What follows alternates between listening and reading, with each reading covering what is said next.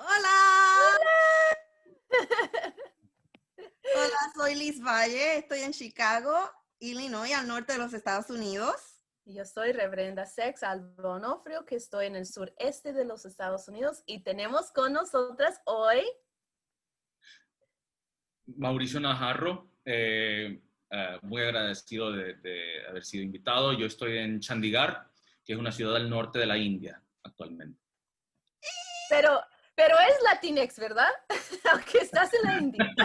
Soy salvadoreño. Perfecto. Para estar claro que esto es para los Latinx, Latines, Latinos, Latinas. Que Del departamento 15 salvadoreño. Soy nacido en Long Beach, en California, pero mis papás son salvadoreños. Pues nuestra comunidad va por todos lados, ¿verdad, Liz? Sí, por el mundo entero. Pero teología de sinvergüenza por y para Latinx. Teología queer feminista que hace fluir la justicia. ¿Cuántas personas conoces tú que viven sin vergüenza como queer y o feministas? Casi no se escuchan de nosotras, pero sí existimos. Estamos por todas partes, luchando en la academia, en las iglesias, en las casas y en las calles. Luchamos por nuestras comunidades y por nuestras propias vidas. No somos machos, pero somos muchas. Somos queer feministas sin vergüenza de tener fe. Somos teólogos sin vergüenza de ser activistas. Somos las y les sinvergüenzas. Le sacamos el jugo de la Biblia para producir teología queer feminista que refresque la lucha y haga venir la justicia. En cada episodio encontrarás teología bien jugosa como agua de papaya. Chúpetela. Y como decíamos, estamos aquí con Mauricio y queremos saber, Mauricio, ¿te identificas como una persona sin vergüenza? Yo soy una persona sumamente llena de vergüenza. Honestamente, porque para mí, digamos que, bueno, ni tanto, es el trabajo de mi vida convertir esa vergüenza en algo más útil. Digamos que yo sienta vergüenza de no haber hecho lo que debería, de no haber peleado por la justicia como debería, de no haber hecho ciertas cosas. Es transformar lo que siento como vergüenza, tal vez en una tristeza. Así, o tal vez en algo más útil, que lleve más a la justicia. La vergüenza para mí es una herida abierta. Así es que estoy lleno de heridas y por mucho tiempo he intentado de arreglarme yo mismo o de pedirle a algo más allá que me ayude y que me lleve y que me sane de cierto modo. Así es que tal vez exageré un poquito diciendo que estaba lleno. Tengo mis vergüenzas, y, pero eso sí, lo que me ha ayudado el estudio, y más que todo el estudio de la Biblia y el estudio de la religión, es saber a qué tenerle vergüenza y a qué no.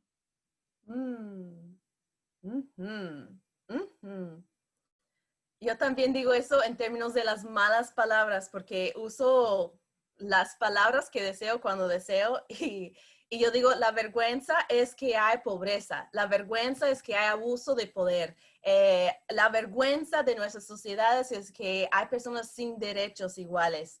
No es usar tal palabra o tal otra palabra, es de saber de qué debemos tener vergüenza, de qué debemos tener pena y eso las palabras como tal no son. Entonces me identifico mucho con esa idea de saber de qué tener vergüenza y qué no. Sí. Pues, ok, vamos a entrar porque hay un montón de cosas de hablar hoy.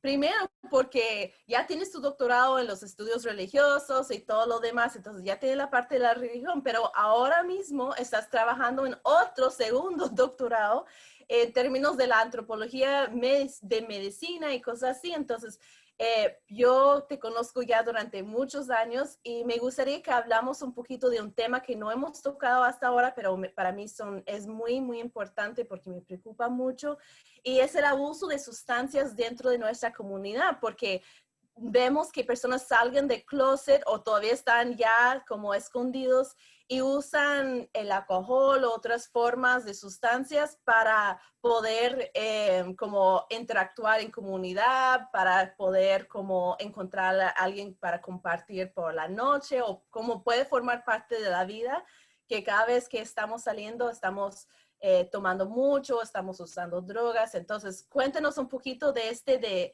abuso de sustancias, particularmente en nuestra comunidad LGBTQ+, porque yo sé que tienes un enfoque en eso. Claro. Bueno, es un tema sumamente grande, pero quería empezar por tal vez tener una conversación sobre la diferencia entre el uso y el abuso, porque de ahí se empieza. Cuéntenos. Esto es un espacio de aprendizaje para todos. Porque se ha visto, han hecho estudios en que lleva bastante estigma cuando la gente dice que una persona abusa de algo. Y yo me identifico como alguien en recuperación actualmente. Y lo que les puedo decir es que en instituciones gubernamentales, instituciones médicas, hay un movimiento para quitarle el estigma de la gente que usa drogas. Así es que últimamente han hecho una carta que quiten abuso del nombre de ciertas organizaciones bien grandes, que ya no se le digan adicto a la persona, porque es una manera de dehumanizar a la gente. Cuando la gente usa drogas de cualquier manera, o sea uso bastante, sea poco, etcétera, etcétera, se identifica como una persona deviant, con una persona que no es apropiada, que no es educada, que no es buena persona, etc. Así es que cuando se da ese label, igual que cuando se daba el label de queer, la gente tenía sus prejuicios, podía juzgar a la gente, y esos prejuicios llevan a diferencias, digamos, en tratamiento. En el hospital hay mucha gente que utiliza de los recursos del hospital y hay mucha gente que no se les aporta la ayuda que se le debería porque están enfermos, simplemente porque los empleados médicos la ven a esta persona como una persona adicta, que abusa. Así es que gente que trabaja en este campo habla bastante de cambiar actitudes, de cambiar pensamientos sobre la gente que usa drogas para reducir el daño, pero también para darle oportunidad a la gente que ya de su propia manera quiere hacer un cambio. Si es utilizar de una manera más saludable o menos dañosa, eso es un viaje que necesita confianza, que necesita fe, que necesita muchísimo apoyo y buscamos aportar eso, la gente que trabaja en este campo. Sin embargo, yo, para complicarlo un poco, hay gente que dice, no hay que decirle a nadie que es adicto. No hay que usar esa palabra, jamás. Yo 3 veces a la semana voy a una reunión donde yo levanto la mano y digo, yo soy adicto. Y es un término de primera persona. Yo me identifico como alguien adicto. Y es una manera de yo acordarme quién soy y además de eso de transformar lo que es un valor, lo que es la dimensión política de una identidad. Tal vez no me explico bien, pero es decir, yo me identifico como adicto porque yo, al nombrarme como adicto, hago un poco para cambiar la idea de lo que es una persona que ha usado sustancias. Y no me quiero quitar eso. Y la manera en que lo aprendí fue que hay mucha gente en campos católicos, yo me identifico como católico, que dice, no, usted no es queer, usted no es gay, usted es una persona con atracción al mismo sexo. Y es quitarle una identidad política a alguien que yo me identifico como queer, pero ellos dicen que no. Eso es minimizar la humanidad. Hay que decir que es una persona. Así es que en estudios de deshabilidad hay mucha gente que dice, yo no soy una persona con autismo, yo no soy una persona con deshabilidades. Yo soy autístico, yo soy adicto, yo soy, etcétera, etcétera, etcétera. Así es que hay cierto valor de mantener esta identidad política porque otros lo hacen político. Hay mucha gente que hablan de los adictos que vienen de México a Estados Unidos a vender drogas, a hacer, etcétera, etcétera, etcétera, the worst of the worst, que dice la trompa. Y yo aquí, en la India, experimento un discurso muy similar, que todas las drogas que vienen y el estado donde yo vivo actualmente se llama Punjab. Y aquí hay cierto narcotráfico, porque hay una frontera militarizada, y se ve igual que los de allá vienen para acá para ser adictos a nuestra juventud, etcétera, etcétera. Así es que es parte de lo que estudio acá, son las resonancias, son los ecos de lo que es una frontera, de lo que es una frontera militarizada, de lo que es el narcotráfico, y lo que tiene que ver algo como una historia de colonialismo muy larga, que muy poca gente sabe contar porque simplemente unos a otros no se hablan. El hindi y el punjabi es bien diferente al español, pero sin embargo hay que hacer estos puentes entre diferentes partes del mundo para aprender lo que es el colonialismo, lo que ha hecho y lo que se puede hacer.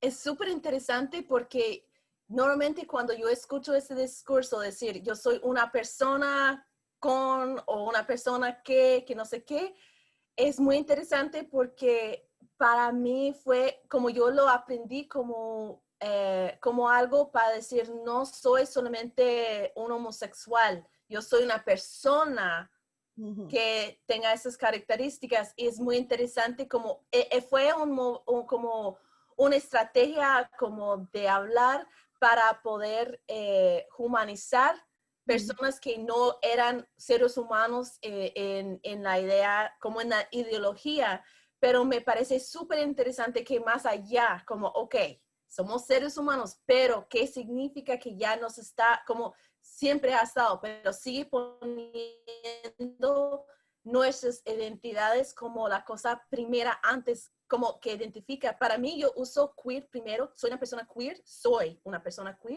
porque es detrás de este vista, igual como puedo ser como una persona de fe, que es con los lentes de feminista, los lentes de queer, los lentes de religión que yo veo al mundo, y que no puedo quitármela para hacer, no, yo soy mamá primero y después queer. No. Yo soy una mamá queer porque yo veo cómo yo enseño a mi hija como una persona queer. Se cambia todo lo que está alrededor por la forma en que yo tengo esa identidad, y eso cambia todo para mí. Y a mí me estuvo interesante eso porque lo que me vino a la mente fue, qué curioso, la intención versus el efecto, ¿no?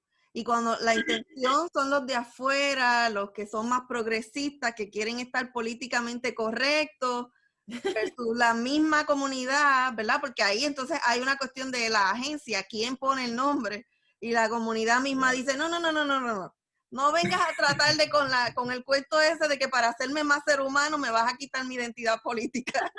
No, me está muy, muy interesante. Sí.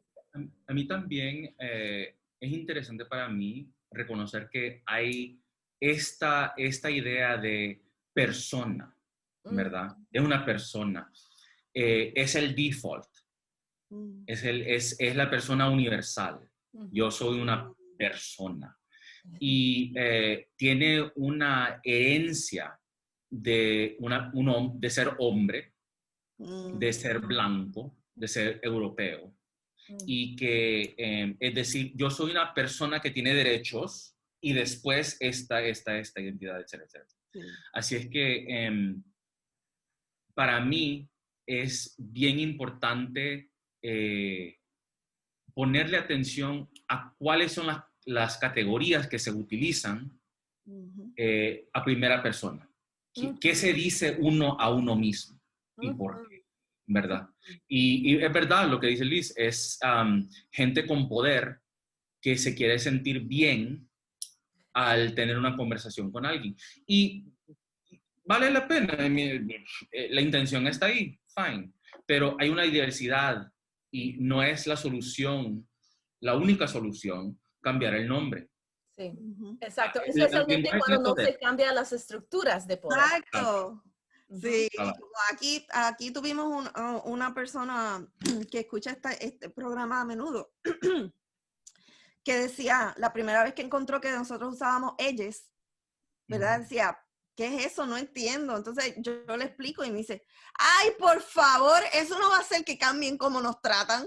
Entonces yo dije, oh, wow. Bueno, pues sí que tiene un punto, pero cuando lo explicas así tú, me hace un poco más sentido porque digo, bueno, sabemos que personas, pues se le ha dado humanidad al hombre blanco con recursos, heterosexual, cis. Entonces todos los demás son menos personas o no personas. Y entonces ahora se trata de, a pesar de todo, a pesar de tu disabilidad, de tu diferente habilidad, a pesar de tu homosexualidad, a pesar de esto, a pesar, te vemos como persona, pero siempre me había parecido, pero eso es como un subir de que yo tengo que demostrarte a ti que yo valgo lo mismo porque tenemos algo en común. Pero yo quisiera vivir en un mundo en que yo no tengo que demostrarte a ti que yo puedo hacer lo que tú puedes hacer, que yo soy como tú en algo y que lo que tenemos en común es lo que hace que me respetes de ser humano a ser humano, de que así como somos está bien.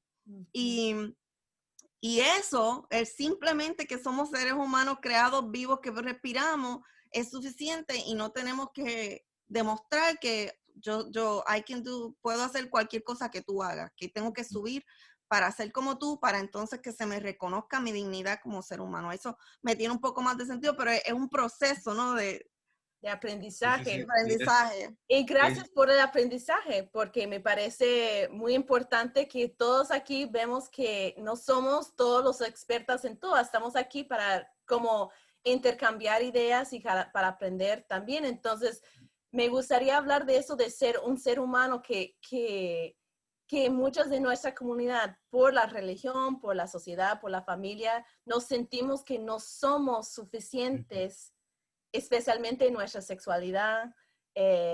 Y cuando yo hablo con personas en nuestra comunidad, especialmente los recién llegadas en términos de salir del closet, muchas veces mis compas y compes toman porque dicen como me quita la vergüenza, me quita como el miedo. Entonces, hablando de nuestras propias experiencias, Mauricio, cuéntanos un poquito de tu experiencia y cómo es con el uso de sustancias.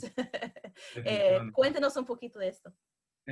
Está implicado, es una implicación sumamente íntima de la vergüenza que sentí como un joven, descubriendo quién era, descubriendo cómo amar, descubriendo el cuerpo y los cuerpos de los demás, de las demás, de los demás. Y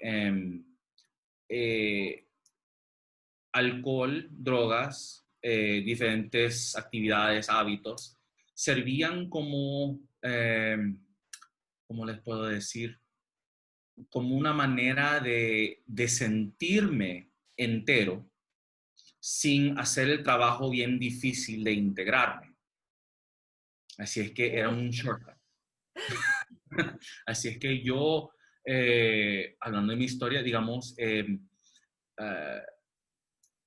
es bien fácil decir que el alcohol o la droga le quita la vergüenza, y es verdad que por un corto tiempo sí se olvida, pero regresa peor, regresa peor. Y la vergüenza de ser quien soy, de no poder cambiar, de no solo no querer cambiar, pero no poder cambiar, de simplemente decir, así soy y no puedo ser otro. Cuesta bastante en el alma. Así es que uno busca, porque para mí la droga y el alcohol no es un problema, es una solución. El problema es la vida. Me quitan la solución, todavía tengo el problema, todavía estoy vivo en este cuerpo. Así es Ay, que Mauricio. uno se pone a pensar, hay tanta gente que dice, dejen de tomar, va, deja la solución, pero ¿qué me va a dar en vez de eso? Ajá, ajá. Y la verdad es que lo que a mí, por lo menos, yo hablo por mí mismo, lo que me satisface es una vida espiritual que tiene una sexualidad integrada. Wow. Yo no le tengo miedo a mi sexualidad. Yo no tengo miedo a ser quien soy, a lucir lo que digan unos ciertos rasgos femeninos, ciertos rasgos masculinos, de sentir que puedo respirar en mi propio cuerpo y en mi propia piel. Hay mucha gente que por soledad, por ansiedad social, que solo encuentra un grupo. Lo más triste, hay mucha gente, sumamente gente que identifica como hombre, male identified people, que quieren utilizar el sexo para validarse de una manera que cansa, hasta un punto que los lleva a que uno lo ve y se pregunta a uno mismo, esta persona, ¿qué es lo que está buscando? Sigue buscando, sigue buscando, sigue buscando, ¿qué es lo que quiere?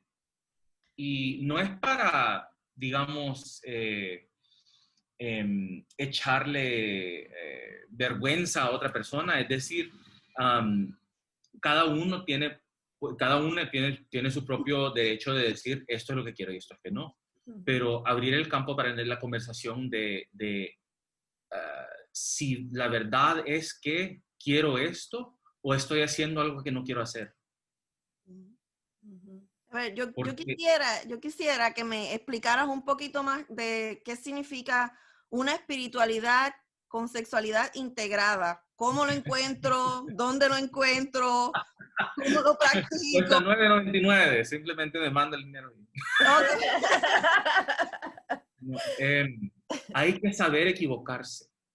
Hay que saber hay que conocerse a uno mismo. Los pronombres todavía me cuestan. Yo me tengo que conocer a mí mismo. Porque hay alguna gente que sus genitales están conectados a su corazón. Y eso, por mucho que pase, se pueden acostar con medio mundo y se enamoran con medio mundo. Y hay otra gente que no está conectada. Simplemente es una diversión, es pasarla bien. Es jugar un juego de basquetbol con alguien. Y divertirse, pues. Y es algo que no sé, es una intimidad que es tal vez de una manera similar a compartir comida, a compartir un baile, a compartir, hacer arte juntos. Es otra cosa que se hace con el cuerpo para sentirse bien y tener un momento de intimidad.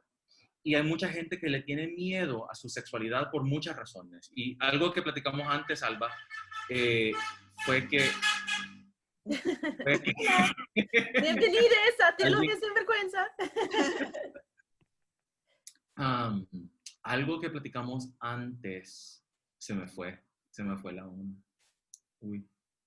Pues para mí me parece súper interesante esa idea de que el sexo como tal puede ser como algo divertido que no está conectado a un vínculo muy como de siempre, porque nos han dicho que solamente dentro de la institución del matrimonio monógama que podemos vivir una vida sexual, incluso eso es muy reducido. Entonces, me parece interesante la idea y cómo cambiará el estigma contra nuestra comunidad si podemos imaginar una diversión con que el sexo, algo que hacer con el cuerpo, que para sentir una persona viva. Pues, hay que entenderse cosas como la heterosexualidad. Porque hay mucha gente que no la entiende, que no entiende su propia sexualidad, que no se quiere tocar. Hay una compañera que se graduó del GTU, que trabaja ahorita en UCSF, que hace estudios con mujeres filipinas católicas que no se hacen exámenes de senos. ¿Por qué? Porque no se quieren tocar. Porque alguien de una manera religiosa o familiar le ha dicho culturalmente que el cuerpo no hay que sentir placer al tocarse, y por no tocarse el seno, no se identifican como gente que tiene cáncer. Así es que de esta manera hay que tener, es un asunto no solo de religión y de ética y moral, pero también de salud mental, pero también salud física. Para mí, la verdad es que yo al salir del closet salí muy joven, salí a los 16. A mis papás fue bien pesado, fue bien duro, pero salí del closet y tuve que pasar por el fuego del infierno. Yo sabía que me iba a ir al infierno y sin embargo no podía mentir. Los mismos valores que me habían enseñado de ser honesto, de ser buena persona, de no mentir, de no esconder, de no ser una persona, de ser la persona que quería ser, no me permitían mantenerme en el closet. No podía. ¿Y todavía piensas que vas al infierno? No. Por eso me estuvo curioso que dijiste, yo sabía que iba para el infierno. Y digo, ¿sabías o pensabas? Sabía. ¿Y ahora? ¿Ahora qué sabes? No sé. Oh, ahora no sabes. La verdad es que yo por lo menos voy a poder decir si pase lo que pase, porque ahorita la verdad es que nadie sabe. Es verdad, sí. Yo no sé. Yo ahorita aquí ahora no sé. Al morirme, logré ser honesto. Logré ser quien soy. Intenté tratar a la gente con un respeto. Sabía equivocarme y sabía cómo admitírmelo a mí mismo y a los demás. Todo esto son nuevos horizontes de integrar lo que es la espiritualidad con la ética del cotidiano. Porque en pensamiento, digamos, feminista, mujerista, de las teólogas grandes de la tradición cristiana, se habla muchísimo de lo cotidiano, de las negociaciones que se hacen en la vida aquí y ahora, de cómo es que llevo los valores de mis antepasados conmigo a todo momento. Y bueno, eso es todo. Saludamos a Rina Ramos, que está muy emocionada de tenerte en el programa hoy. Escribió Mauricio con 3 signos de exclamación. Dice, gracias por tu honestidad y tu vulnerabilidad valiente. Y esa frase de se me fue la onda tan salvadoreña. Está disfrutando. La reverenda Rina Ramos, un gran abrazo, bendiciones, un beso desde muy lejos. Lo que hace la pastora Ramos es un trabajo increíble, me inspira todos los días. Así que muchísimas bendiciones. Y es una sinvergüenza, pero de los mejores. Mauricio, quiero explorar el otro lado o otro aspecto, no el otro aspecto de lo que dijiste de que, si ya tengo el problema, una solución son las drogas y el alcohol. Otra solución, posiblemente mejor y más saludable, es la espiritualidad integrada, con sexualidad integrada. Y se me ocurre pensar en esta idea de las metadonas espirituales, como un amigo mío le dice, de personas que van a la religión y usan la religión como una droga, ¿verdad? Como un modo de escapar de la realidad, como un modo de sentirse bien por un momento, pero después que se acaba, vuelven otra vez ¿verdad? ¿Qué piensas de eso? ¿Cómo lo has trabajado?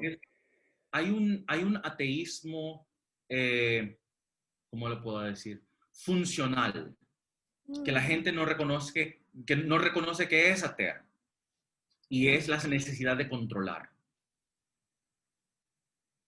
hay una persona que trata de controlarse a una misma, a los demás, a través de la religión. La religión es un narcótico, ¿verdad? Lo hace, uno ve a la injusticia y dice, no, van a ir al cielo. No es asunto. No hay que mezclar lo espiritual y lo político. Eso es un narcótico. Es una manera de no sentir el dolor de los demás. Así es que sí, es una adicción. Funciona como una adicción. Yo he visto mucha gente sentirse muy orgullosa de su nivel espiritual. Y he visto poca gente que tiene una práctica espiritual cotidiana muy humilde, que se nota a una distancia sumamente grande, ¿verdad? Se ve que esta persona está luchando, está negociando, no solo con el mundo, pero con sí mismo. Y eso inspira, pues, porque uno no recibe lo que es la disciplina de una vida espiritual como herencia. Yo recibo símbolos y narrativas, yo recibo imágenes, yo recibo estatuas, miles de santos, sumamente católico. Pero lo que no recibo es esta disciplina que se tiene al querer lograr algo difícil. Que lo que es cultivarse la vida espiritual. Y es buscar entre escritos, buscar entre gentes antepasados. Yo, la verdad es que le he dicho que sí muchas veces en la vida a las cosas, y la gente que me ha enseñado a rezar, más que todo han sido hindúes, no han sido cristianos. Es la gente hindú que me enseña. Wow. Y tener la humildad de reconocer el sonido de una voz querida a través de otro idioma, que es lo que es reconocer a la voz de Dios a través de otra tradición. Wow. Porque yo conozco a lo divino a través de mi tradición, y conozco cuando estoy hablando otro idioma. Es la misma persona. Para mí, pues. Pues hablando yo veo, Liz, que quiere decir lo que está diciendo en el comentario. Si después yo tengo una pregunta. La Gargamel. Te manda saludos. Ok, le reconociste. Dice, saludos, mis queridos hermanos. Qué lindo verte, Mauricio. Abrazos. Y muchos emojis bien bonitos. Gran abrazo, Nicole. Saludos a todos de la casa, los que tienen alas y los que no tienen alas. Un gran abrazo y un beso. La lucha sigue. Entonces yo quiero hablar de esta divinidad, de este Dios, porque realmente nos enseña que dentro de la tradición cristiana, o sea, católica o evangélica o lo que sea, que nosotros tenemos Dios, y Dios es solamente nuestro en general, y que todo lo demás van al infierno. Quiero decir que yo no creo que vamos al infierno por ser queer, ni feministas, ni nada, pero realmente agradezco la honestidad, porque la humildad de decir yo no sé, creo que resuena con mucho más gente, que más personas diciendo, yo sé todo, porque siempre nos han dicho, yo sé, y sabemos que no es así, porque aprendemos muchas cosas que no son así. Pero me gustaría hablar un poquito de ese Dios, porque hablas de esa idea de mezclar la sexualidad con la espiritualidad, de hablar de mezclar el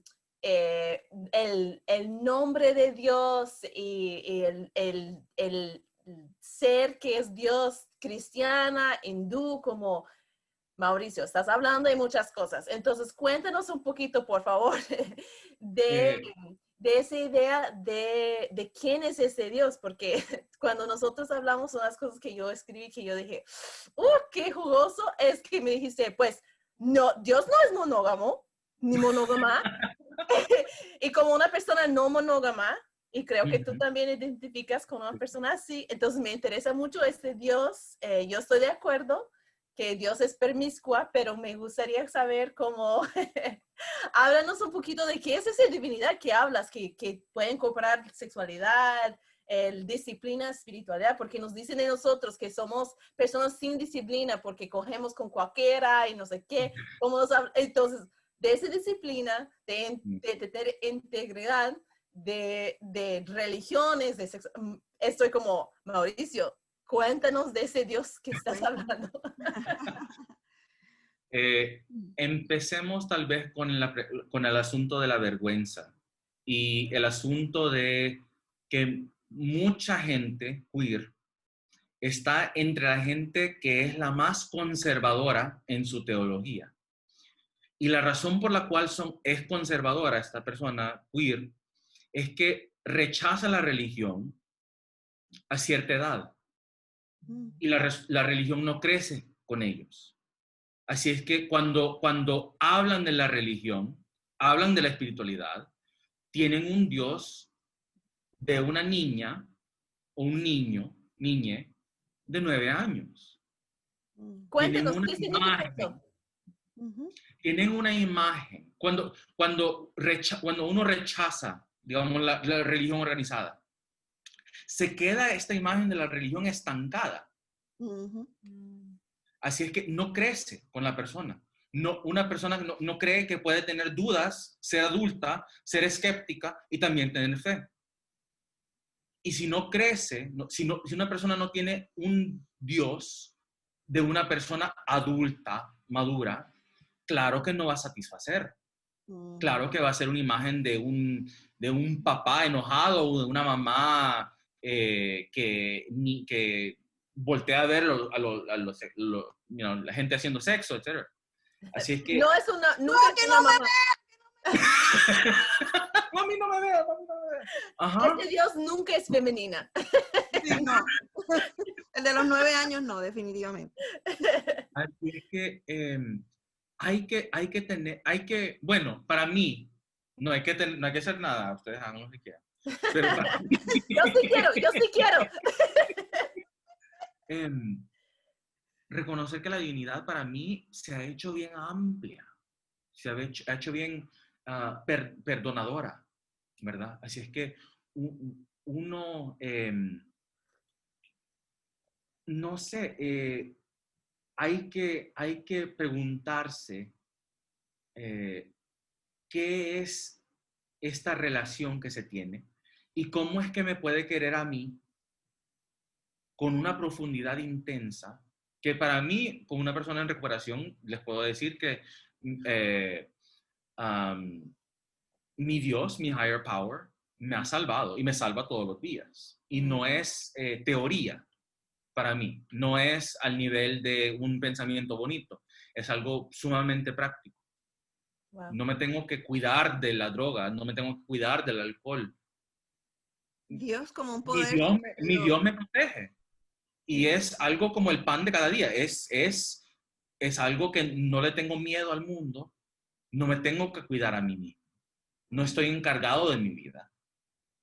Simplemente porque alguien más me ayuda.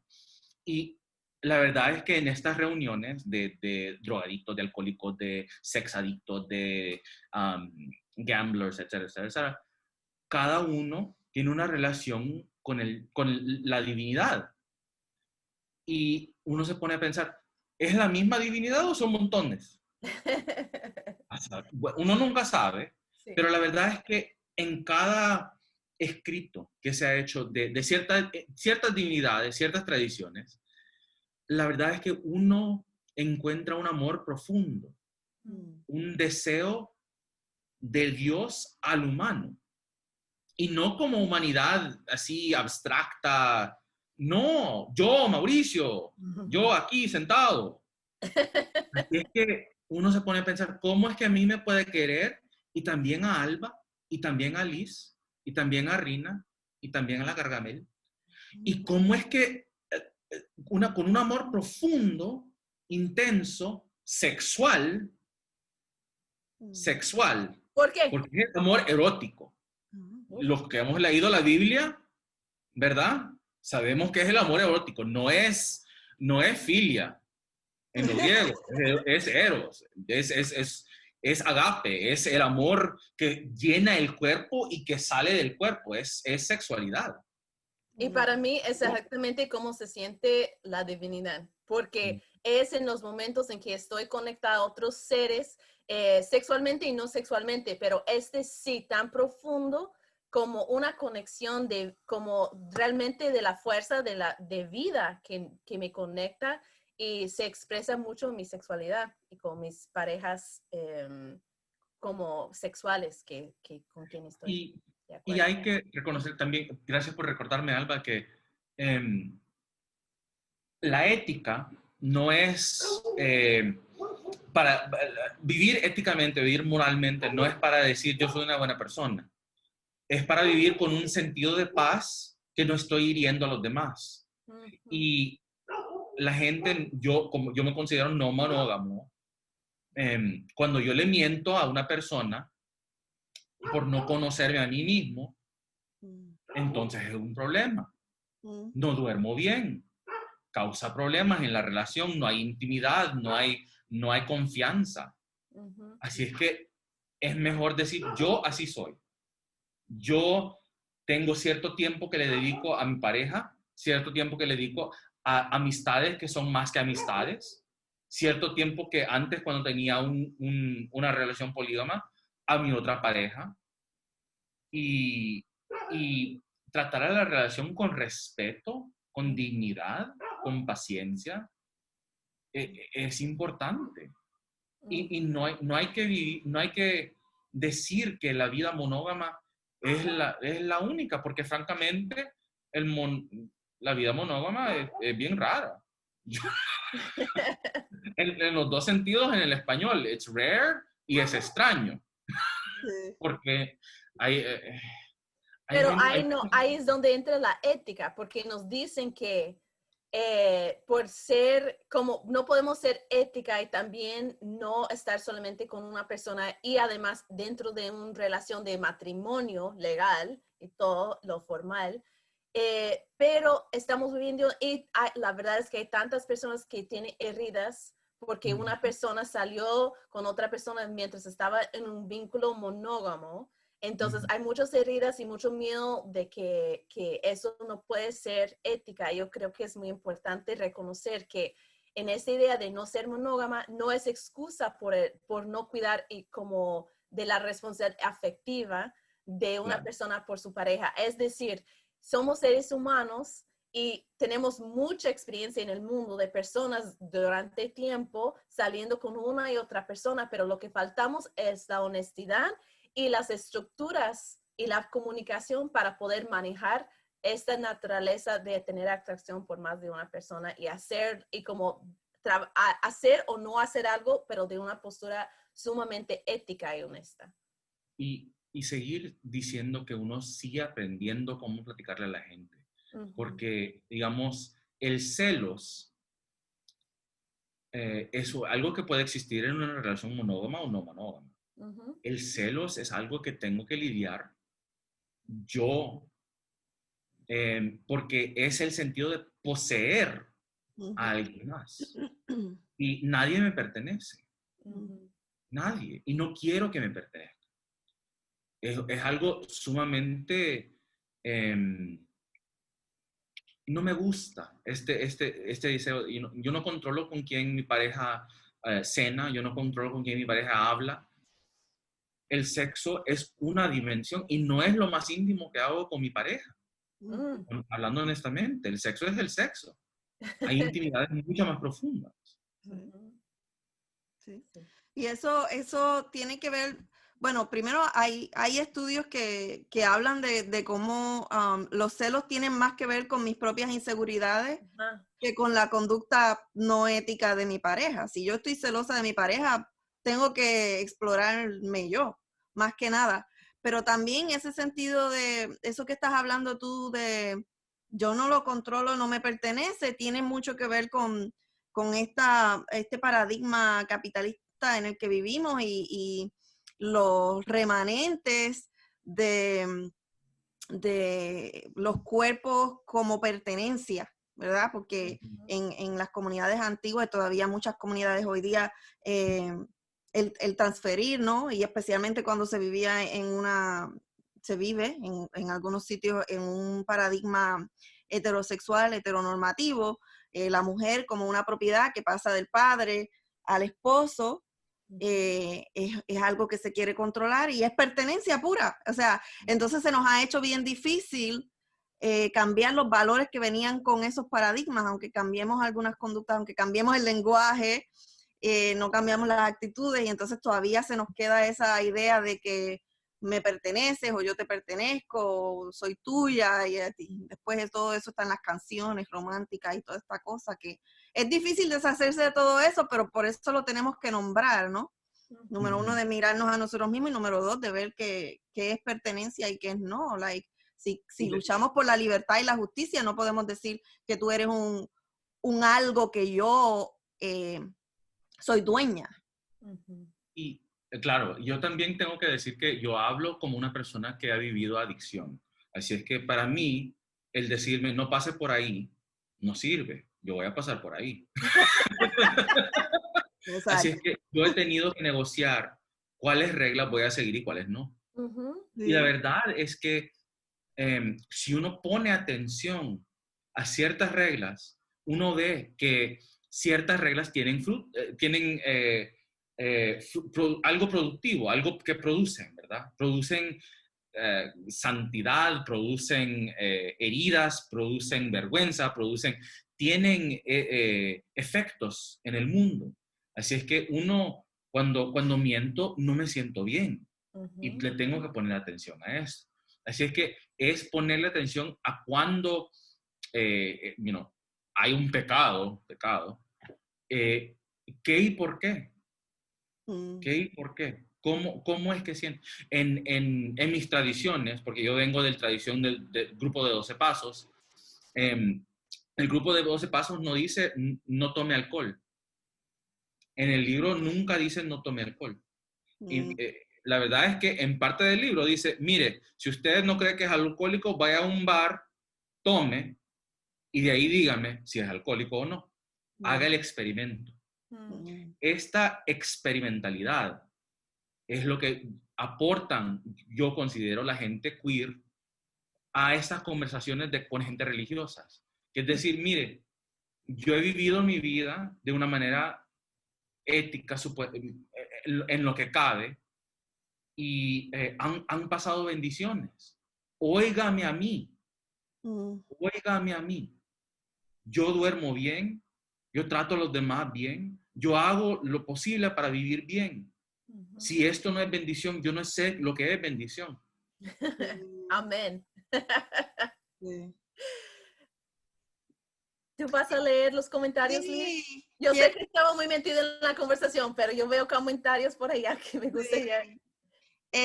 Bueno, tenemos gente que está afirmando lo que está diciendo Mauricio y está poniendo los quotes de las citas de lo que le gusta mucho, como reconocer la voz de la divinidad cuando me habla en otro idioma, en otra tradición. Oh, ahí me encantó. Coger, escándalo, pero qué rico.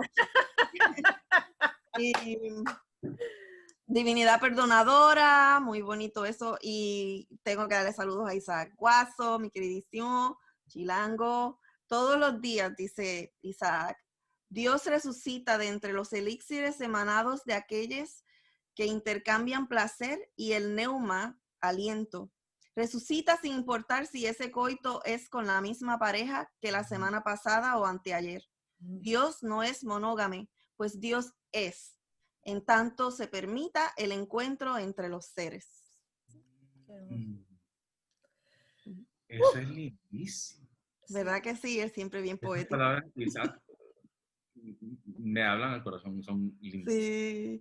A mí me ayudó a llegar a esto que estás hablando tú, un libro creo que se llama Margaret Farley, de la ética de la sexualidad, se llama Justo Sexo, Sexualidad Justa.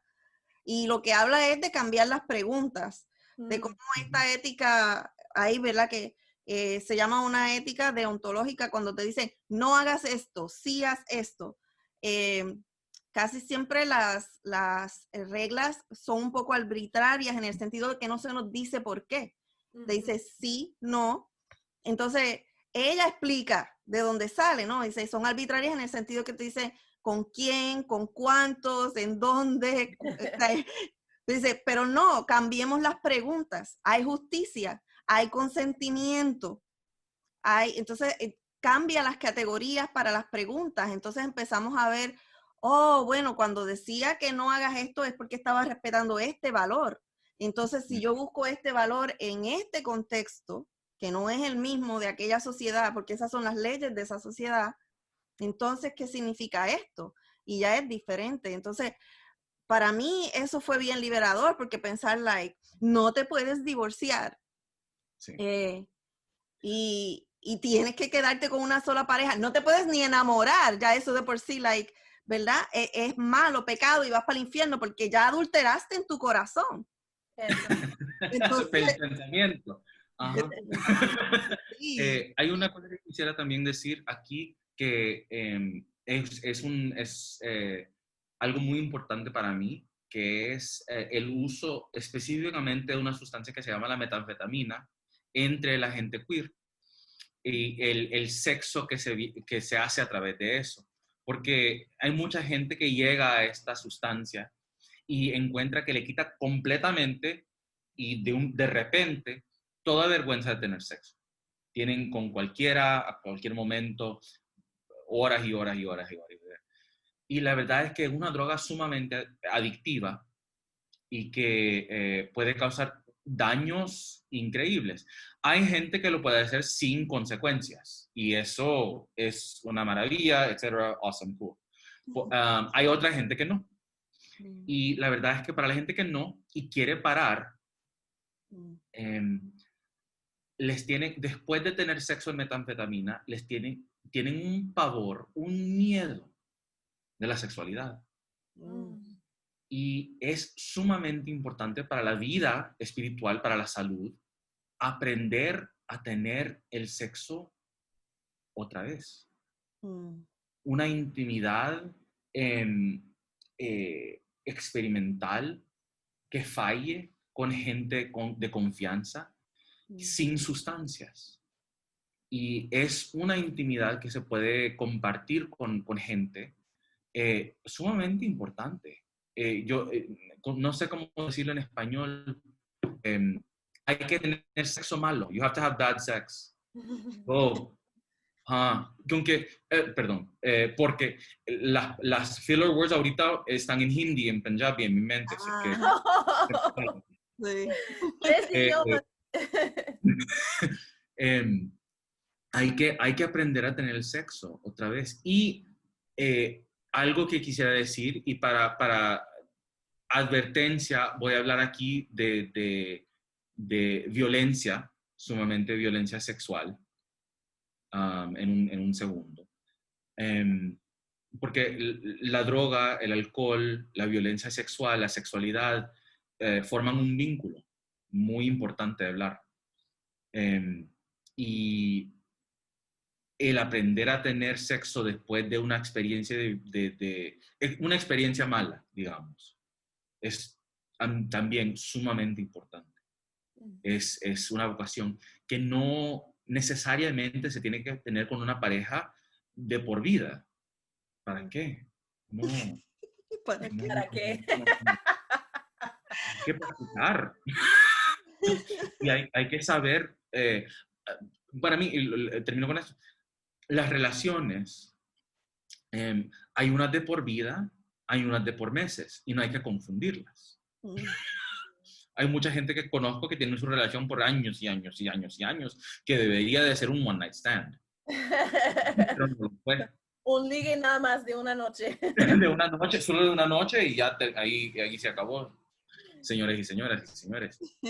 Pero no, anyway, ya. Me gustaría saber, porque ya casi terminamos la hora, pero me gustaría saber, yo escucho en ti algo que me fascina, que es una mezcla de una postura de un científico, de una persona que está metida en el mundo de medicina, en el mundo de tratamiento, en el mundo de ciencia como tal, y además que tiene todo un doctorado y una espiritualidad y eso en muchas de nuestras comunidades se pone tan uno contra el otro, que me gustaría saber, porque cuando hablamos de la vergüenza, que muchas veces viene de la fe cristiana, de la supremacía cristiana, para nombrar ciertas personas menos, para controlarles, para denunciar sus hábitos, sus formas de ser.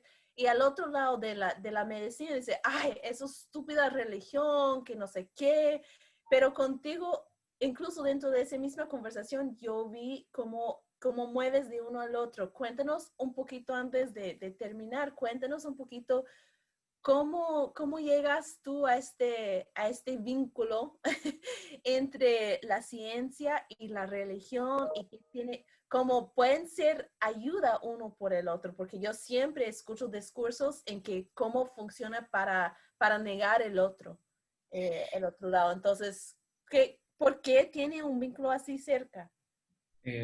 Yo puedo dar una respuesta basada en mi experiencia, que yo cuando entré al doctorado de religión y estudios teológicos, quise aprender cómo hablar con la gente. Si es que me fui a UC Berkeley a tomar clases de antropología y tomé clases en salud queer.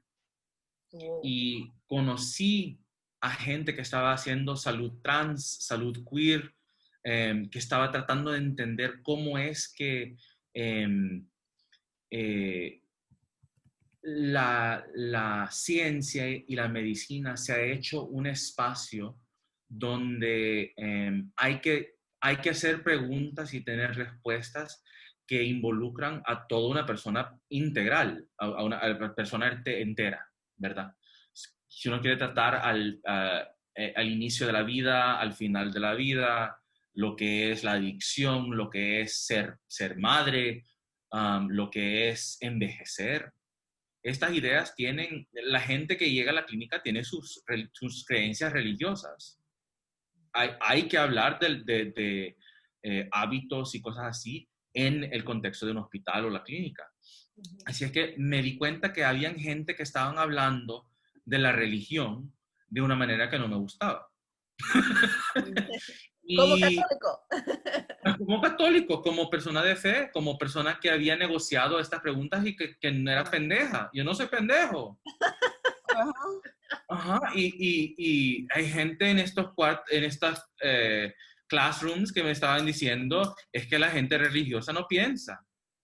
Y yo me pensaba, Y yo con tu toda- doctorado, aquí está. ajá, Ya estamos. Los hay que gente, pensamos. estas preguntas se han hecho, estas cosas se han negociado, esto es muy importante pensarlo. Am, y sin embargo, la gente religiosa que ellos sí conocen, es la gente religiosa no progresiva. Así es que solo tienen una imagen de lo que es tener una fe. Y hay que saber negociar eh, eh, commitments, Compromisos. valores, perdón, Compromisos. compromisos, gracias.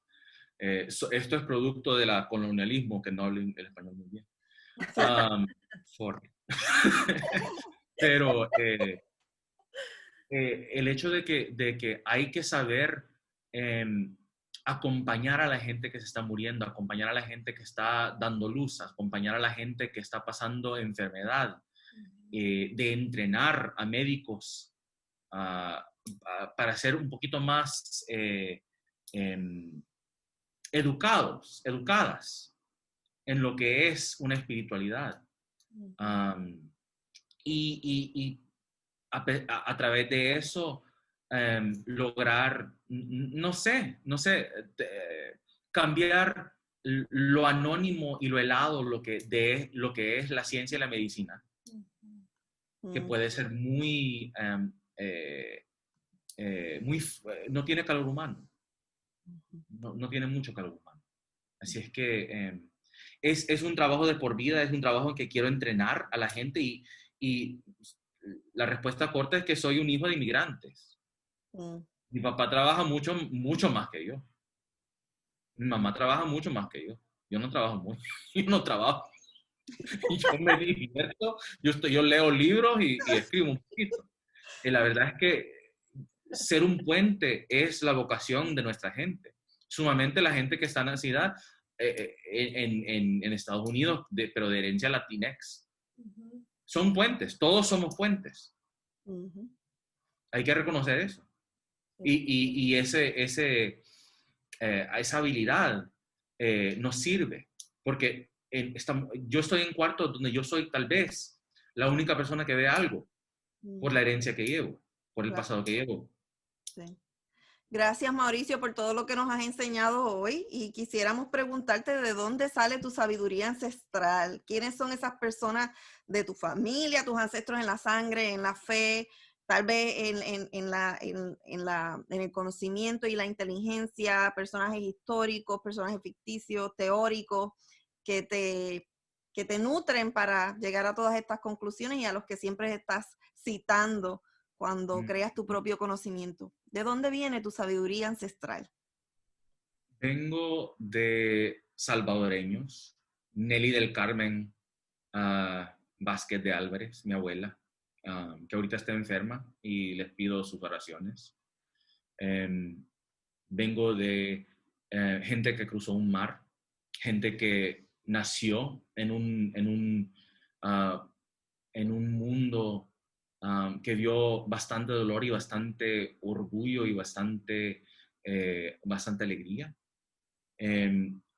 Mis ancestres son, digamos, hay un autor que se llama Jaime Lara, en un libro que dice Christian Text for Aztecs, que es la historia de la conversión náhuatl, que creo que los franciscanos recién llegados creyeron que ya estaban listos porque eran pobres. Supuestamente vieron gente que no tenía mucho disque, y agarraron unos niños náhuatl y les dieron 5 minutos de catecismo y dijeron, vayan a predicar.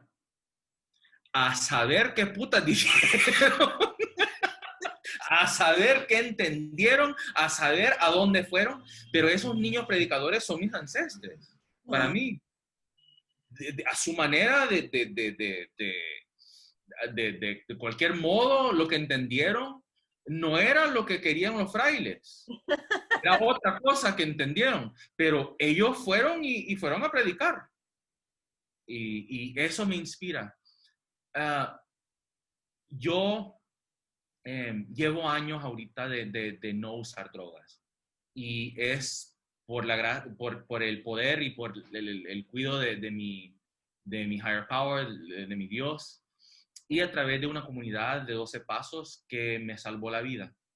Muchísimas veces alrededor del mundo, y aquí también estoy conectado con ellos. Ellas. Y la verdad es que yo logré parar en el área de la Bahía, en San Francisco. Y les decimos ya los mayores, los elders, los señores y señoras que ya tenían 20, 30 años. Ellos pararon de usar drogas y pararon de tomar durante la epidemia de la SIDA en San Francisco.